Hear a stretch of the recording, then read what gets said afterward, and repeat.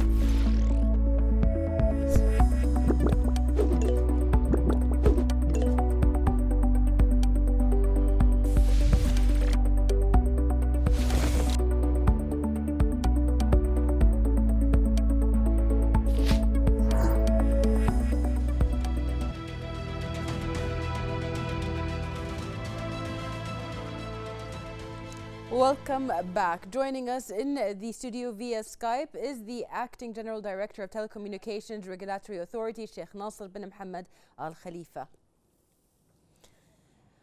Sheikh, thank you for being with us today. My first question to you is right straight to the point. Since the inception in 2002, the Telecommunications Regulatory Authority focused on developing the telecom sector in the kingdom by prompting the effective and fair competition between operators while protecting the interest of consumers.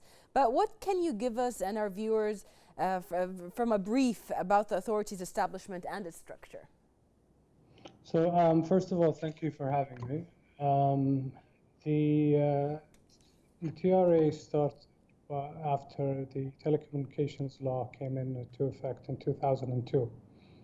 With this, the telecom sector witnessed a significant transformation and development from breaking the monopoly. And the core mission of what it is to develop a competition-led market, which at the end really supports the consumer of getting the best products and services. And what our role is that we have to ensure that there's a fair practice in competition. We protect the consumer's interest. We issue regulations. We allocate spectrum for technologies, numbering. We produce studies that kind of lead into they lead into regulations in the future. For example, the Consumer Protection Regulation and other regulations that tend to govern how the sector works from an operator's point of view and a consumer's point of view. Right. When it comes to the regulations that have already been set, I mean, the whole world is going through the pandemic and the things that the pandemic has affected. Do regulations change in that, when you look at it from that point of view, do the regulations change? Do you revisit them, especially with special circumstances as the ones we're in? When it comes to regulations, the whole point of issuing regulations is to give a direction that the country has towards certain issues. Pandemics are usually emergency in terms of nature, and usually we have directions that would go into that. They are not enforced. Usually competition drives all of these things. The good part for Bahrain, honestly, was we were prepared, the operators, the whole ecosystem was better prepared. I mean, you're talking about 99% people are connected to the internet. Prices were right. The penetration rates were pretty high. So we were ready, but didn't really make the move on most parts until the pandemic kind of gave that extra push. Yes, perfect. Well, the authority's vision includes focused strategy framework that consists of 7 strategic objectives. What can you tell us more about them, as well as ways of maintaining and implementing these core values? So the focus strategy is broken down into 7 pillars. The 7 pillars that we talk about here are the word focused itself is broken down into fostering competition, optimizing technology, consumer empowerment, ubiquitous broadband, cybersecurity and safety, being an efficient regulator, and a dynamic and effective framework. And what this really means is that every single initiative that the TRA works on should fall within the 7 pillars. This kind of drives the TRA to be more structured in implementing strategies. If any of our strategies do not fall into this, then they are not part of where we should be heading. And it has served us pretty well. I mean, the awards that the TRA has won. We've also just gotten the AFQM 4-star, making us the first full entity that does have 4 stars in Bahrain. So, I mean, it has served us well. It kind of puts us on a straight path and kind of structured in when we come to implement our projects. Yes, amazing. Well, keeping on that and the TRA keeping on the path of that strategy, as the TRA is actually celebrating its 18th anniversary with so many achievements and awards. How do you value the efforts exerted through the past years, and what are the main accomplishments that you see have been achieved? I mean, they always say it's the accomplishments that show where we got to. I mean, first and foremost, just for the telecom law itself ended the monopoly that people, I think maybe the younger generation might not remember this, but having one operator was not key to consumer value when it comes to that. Competition drove a lot of change. So in 2003, we had the second mobile operator come in. By 2010, we had 3 full-fledged service providers in Bahrain. As of now, we have 25 operators that are providing services in Bahrain on different products and services. Another milestone would be the number portability, where people are no longer locked into one operator because of their number. That also has been improved. It used to take 24 hours when the service was first launched. Now it takes an average of 30 minutes, pending that the customer has no commitments. Since introduction of the number portability, over 282,000 mobile numbers have been ported, and 12,000 in mobile and 12,000 in fixed. Right. Another thing was a major milestone, and I think this is us being the first country in the region to do this, is separating the incumbent. Back in the days, a couple of years ago, you would remember that one operator only offered a fiber network. So the agreement and the decision from a government level came as the competition could not exist on an infrastructure layer, and infrastructure is costly and can be benefited by using multiple operators using them. So we, through the NTP4 with the government, we came up with the plan to separate Batelco. In a nutshell, to keep it simple, the NTP4 has put a target of 95% of fiber coverage to households at a minimum speed of 100 megabits per second, and 100% for businesses at a minimum speed of 1 gigabits per second. So as of today, on that point, you have the possibility of procuring fiber from 20 operators who are currently licensed, but that depends on them wanting to offer the service. And previously it was one. One major step that came out of that is in the 3 years that we implemented this project, which is record time. Average countries took around 10 years to do this. And I think we have learned from their experiences and kind of adapted the project. The prices have dropped by 46% as of now on some packages. Right. GCC roaming is another one. We had to work with GCC countries to lower prices. Some prices were dropped dramatically, like data roaming. Others dropped a little bit. Mobile penetration and broadband penetration is 1.7 million for mobile, 1.9 million for broadband subscriptions.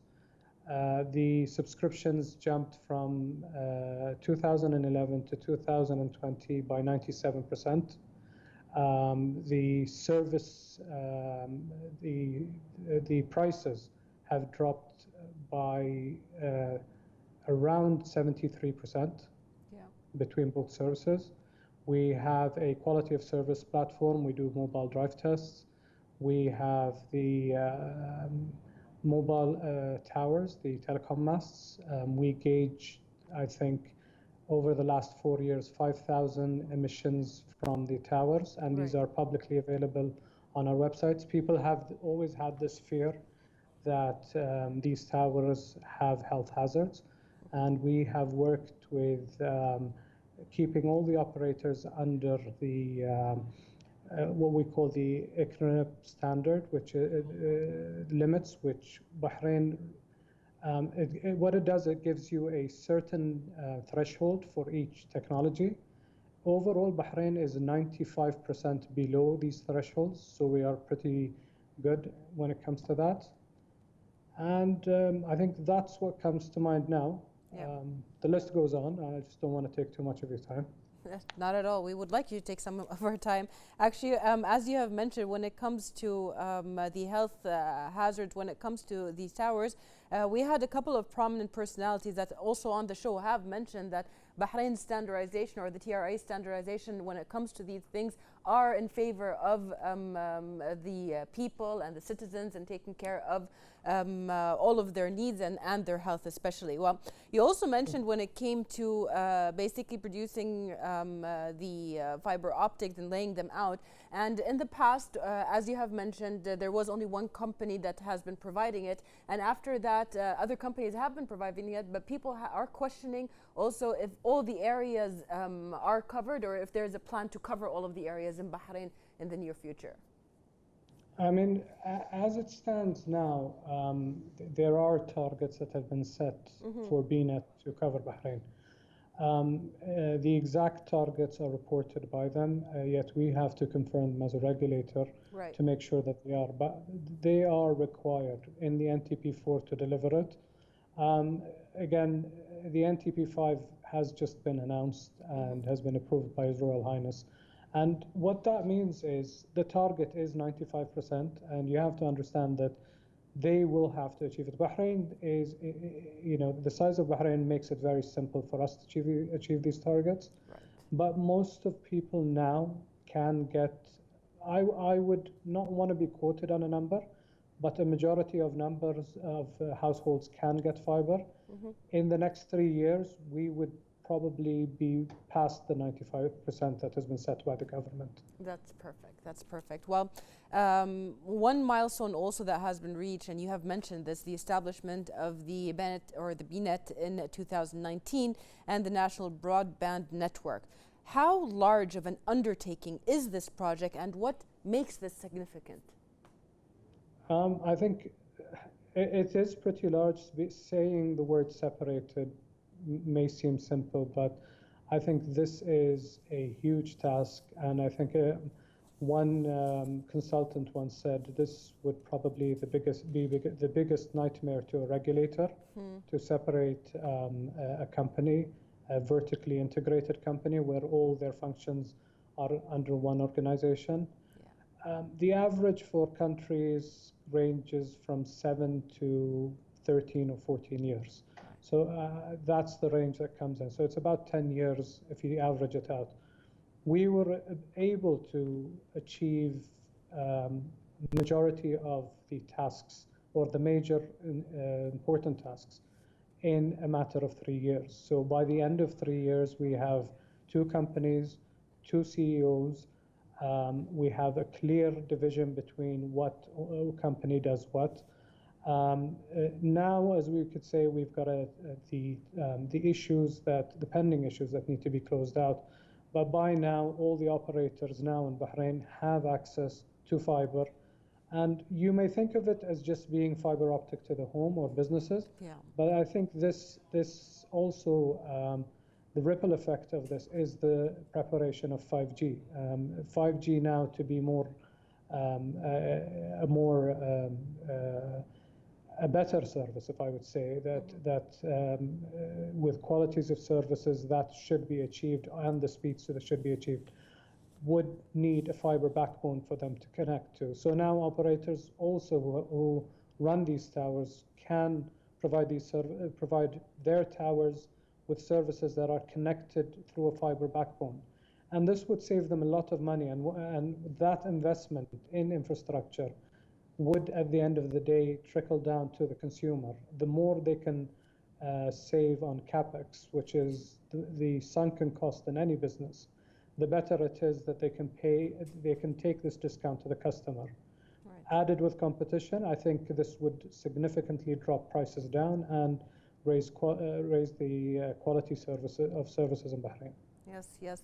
Well, you've hit a couple of points that we're going to talk about, but before accomplishing the achievements that you have mentioned, it is definite that various initiatives were launched and many procedures were taken in collaboration and support of different local and international institutions. What can you tell us about these initiatives and how important are these cooperations? I mean, it's critical to learn from experiences of others when you do anything in life. Some things you know, when you become an innovator and you need to go and try to learn them yourself. But I think regionally, we've got a collaboration in the GCC roaming. This would have not been achieved if it wasn't for the GCC regulators, the GCC working group. There are targets to improve communications in the GCC. So things are, you know, the roaming, GCC roaming is one step. The next steps coming over would be critical. There are initiatives, some we can disclose, some we can't, but I think the best is yet to come when it comes to being the GCC in terms of connectivity, prices, and everything. Thank you very much for being with us and answering our questions. And that was Acting General Director of Telecommunications Regulatory Authority, Sheikh Nasser bin Mohammed Al Khalifa. And we are sure the TRA will continue to prove itself as a role model for telecommunications regulations in the region. Thank you for watching and see you next week in another episode of Inside Edition.